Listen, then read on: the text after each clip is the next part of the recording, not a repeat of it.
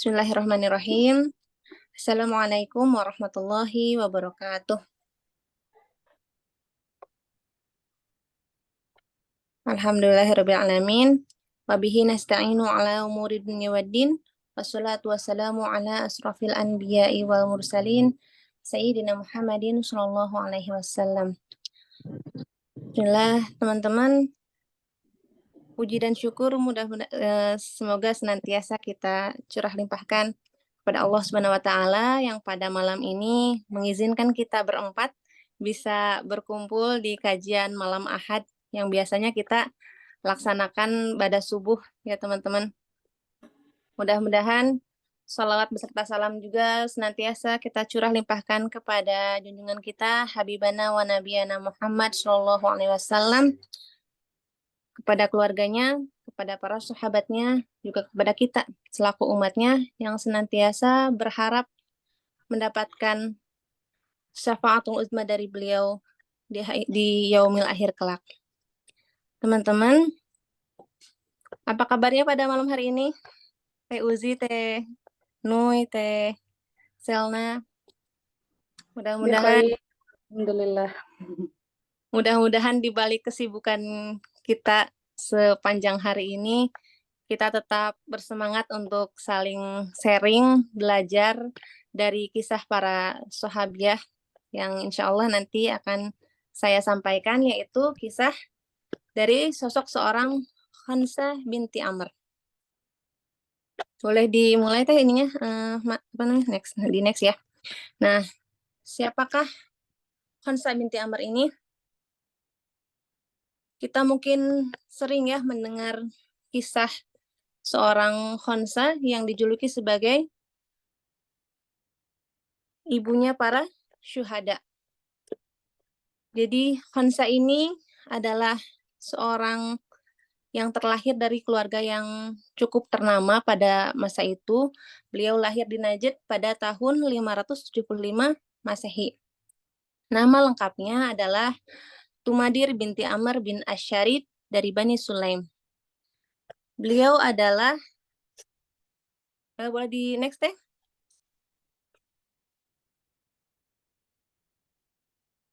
Beliau ini adalah ibunda dari 4 orang yang syahid dalam peperangan melawan Persia saat itu. Nah, Khansah ini dulunya sebelum beliau hijrah sebagai seorang muslimah, beliau ini dikenal sebagai perempuan seorang penyair. Beliau adalah seorang perempuan yang cantik dan pandai dari kalangan bangsa Arab.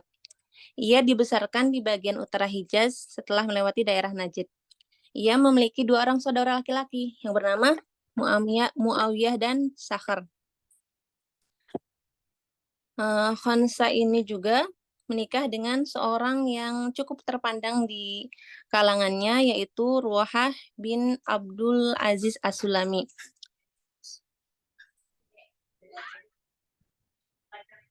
Khansah ini memiliki 4 orang anak.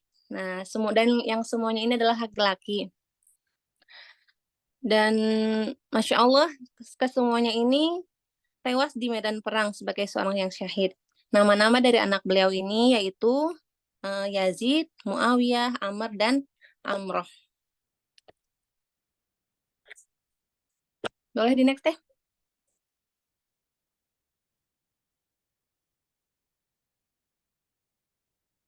Jadi apa namanya, Khansah binti Amr ini ya, kisah ketaatan seorang anak kepada ibunya adalah cerminan ketaatan seorang hamba kepada Robnya.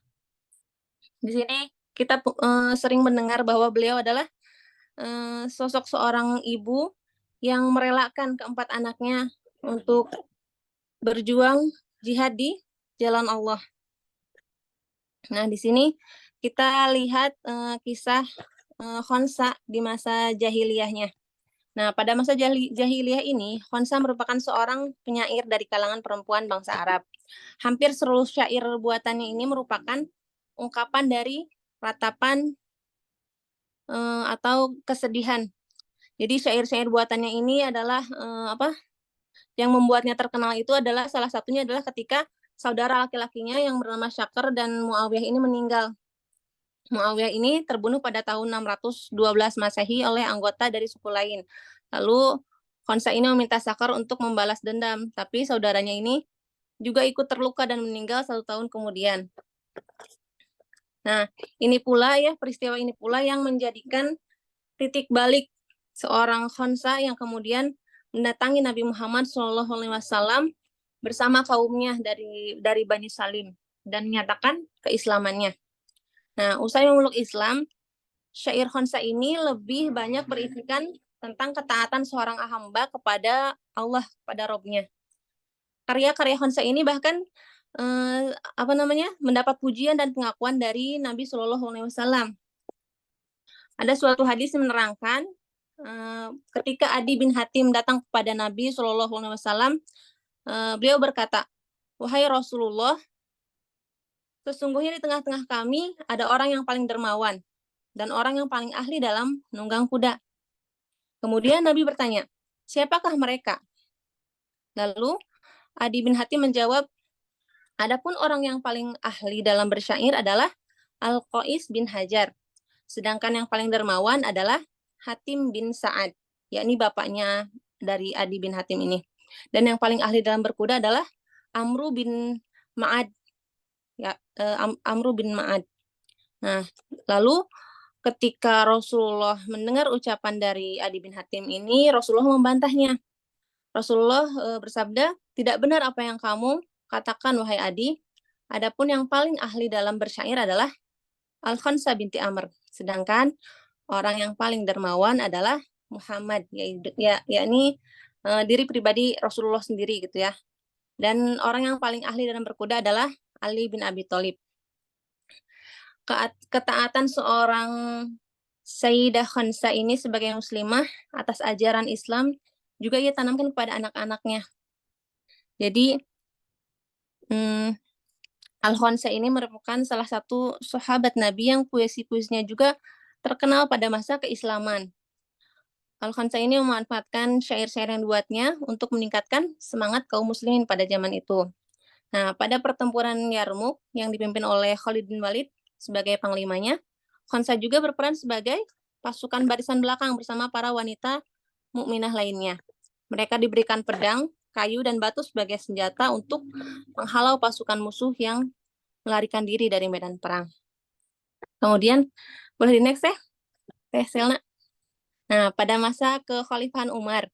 Nah, di sini adalah masa di mana Khansa ini mendapatkan keempat anaknya harus bertempur di pertempuran Qadisiyah. Pada saat itu, di tahun ke-14 Hijriah, pasukan kaum muslimin disiapkan untuk bertempur menghadapi pasukan dari Kekaisaran Persia.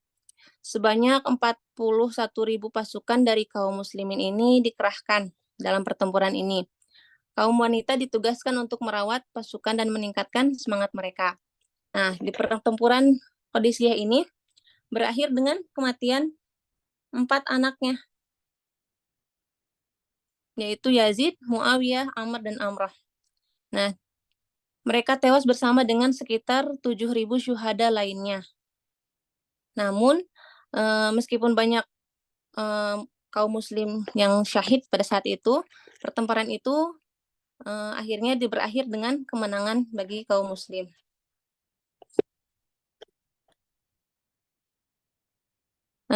Ada kisah menarik di balik di balik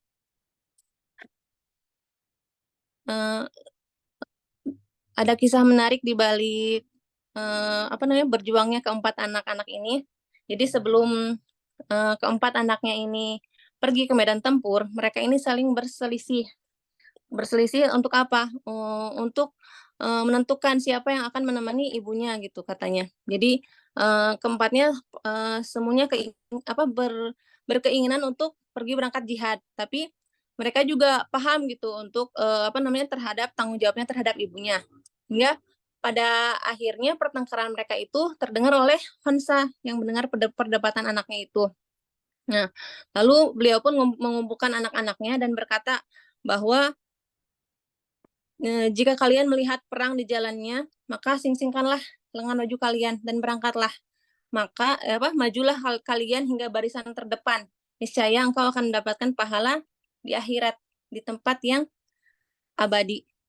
Gitu kata beliau. Jadi beliau itu pada akhirnya gitu meridoi keempat anaknya untuk semuanya pergi gitu ke medan tempur dan meninggalkan beliau untuk menunggu gitu, tidak ikut ke medan pertempuran.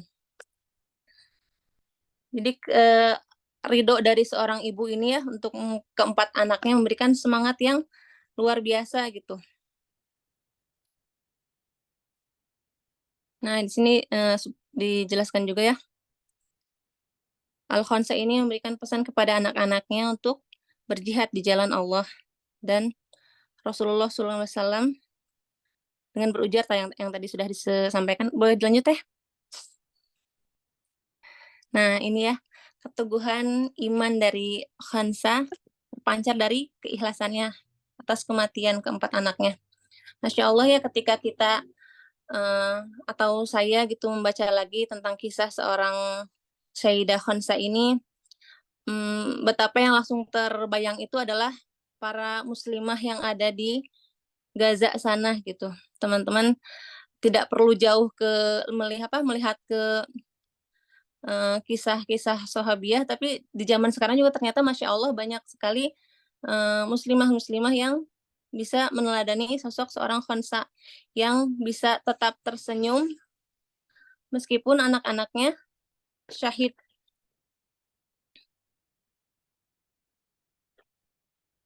Sama seperti kita mungkin ya teman-teman, pasti ada rasa sedih yang mendalam ketika kita kehilangan sosok seseorang yang sangat-sangat kita cintai, tapi eh, keteguhan iman inilah yang membuat sosok seorang Khansa, sosok kaum muslimah yang ada di Gaza ini menyambut kematian itu tidak sebagai sebuah perpisahan, tapi sebuah kebahagiaan gitu.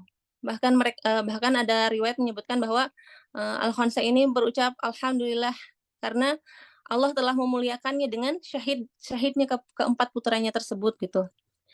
Semoga beliau juga berharap semoga Allah juga menjemput beliau dan mempertemukannya dengan anak-anaknya kelak di surga. Jadi keikhlasannya sebagai seorang yang mengandung keempat anaknya ini tidak bisa dibandingi gitu.